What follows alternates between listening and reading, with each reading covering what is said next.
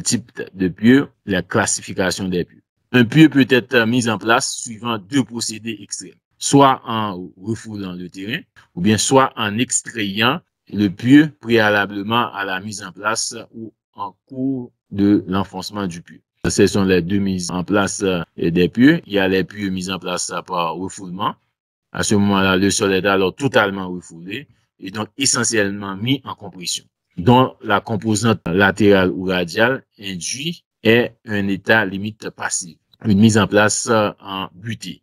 Un pieu mis en place par extraction, on va réaliser le pieu directement sur le site dans le trou de fourrage. Dans ce cas, le sol est généralement décomprimé du fait de l'excavation et la contrainte géostatique horizontale préexistante est réduite étant à évoluer vers un état limite actif. C'est l'état de poussée ici. Et dans les situations extrêmes, on peut utiliser les deux procédés. Les phénomènes intermédiaires où le pieu peut travailler par refoulement et de décompression du sol environnant.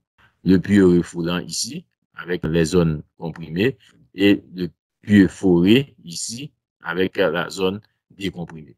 À la catégorie des pieux à refoulement appartiennent les pieux préfabriqués. On peut faire la mise en place de ces pieux par battage, par vérinage, par vissage ou bien vibration.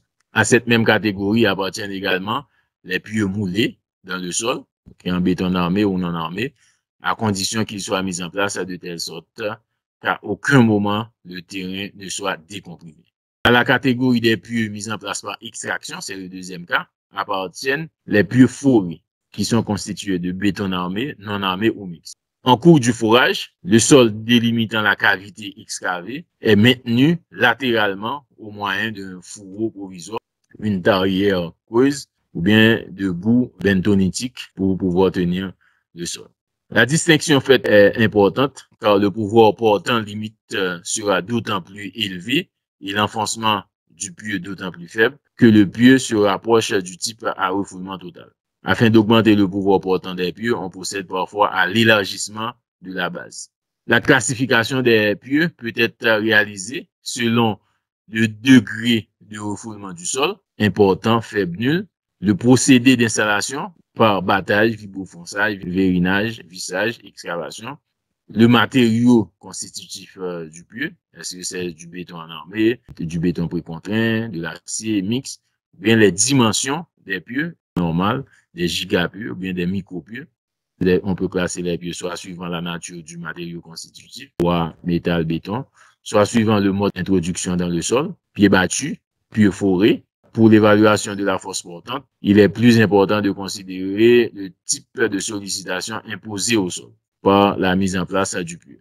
C'est ainsi on va distinguer les pieux dont la mise en place provoque un refoulement, c'est ce qu'on vient de voir tout à l'heure, un refoulement du sol. Les pieux dont l'exécution se fait après extraction du sol du fourrage et qui, de ce fait, ne provoquent pas de refoulement. Certains pieux particuliers dont le comportement est intermédiaire. Les pieux battus, les différents types, type A, type B, type C. Type A, préfabriqué béton et bois. Type B, tubulaire en acier fermé à la base ou bouchonné. Type C, moulé en place.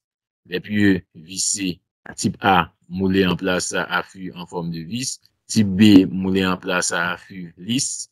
Type C, préfabriqué béton et tube acier. Pieux vériné, type A, préfabriqué segmentaire en béton, type B, segmentaire en acier. Ce sont des pieux à refoulement important du sol. C'est le groupe 1. Maintenant, le groupe 2, pieux à refoulement limité ou à faible décompression du sol, pieux battus ou vibrés. Il y a différents types, type A, type B, type C, type D et type E. Type A en béton préfabriqué à base élargie. Type B, poutrelle en acier avec ou sans bouchonnage partiel. Type C, tubulaire en acier ouvert. Type D, poutrelle en acier à base élargie. Type E, en acier avec injection.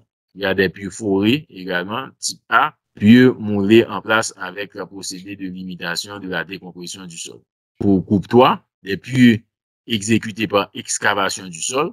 Il y a des pieux forés. Type A, affût préfabriqué en béton. Type B, affût en acier. Type C, moulé en place. Type D, avec post-injection à base ou haute pression. Donc, voici un exemple de réalisation de puits par forage. Vous faites le forage pour arriver jusqu'au bon sol. Ensuite, vous injectez le béton à travers le forage. Il y a différents types de micropuits. Il y a un micropuits de type 1 jusqu'à micropuits de type 4. Les micropuits, ce sont des puits forés de petit diamètre, généralement inférieurs à 250 mm. Voici un exemple de micropuits ici, de type 1, où le forage est équipé ou non d'armature rempli de mortier de ciment au moyen d'un tube plongeur. Ensuite, le tubage est récupéré à la fin. Et micropuits de type 4, toujours des puits forés de petit diamètre, inférieur à 250 mm, forage équipé d'armature ou non. Le système, là, c'est un système d'injection qu'on doit injecter pour le béton, ok, tube à machette qui est mis en place dans un coulis de gaine. Donc, pression d'injection de mortier à la limite supérieure à la pression limite du sol pour avoir une bonne mise en place. Il y a des puits refoulant le sol à la mise en place. Ok, il y a des puits battus préfabriqués. Il y a des puits en métal battu, des puits en béton foncé et des puits en métal foncé. Il y a des puits battus pilonnés, des puits battus enrobés, des puits tubulaires précontraints. Le puits battu moulé, un tube muni à sa base d'une pointe en métallique ou en béton armé ou d'une plaque en métallique ridie ou d'un bouchon de béton est enfoncé par battage sur un casse placé en tête du tube ou par battage sur le bouchon de béton, comme ici. Le tube est ensuite rempli totalement de béton d'ouvrabilité moyenne avant son extraction.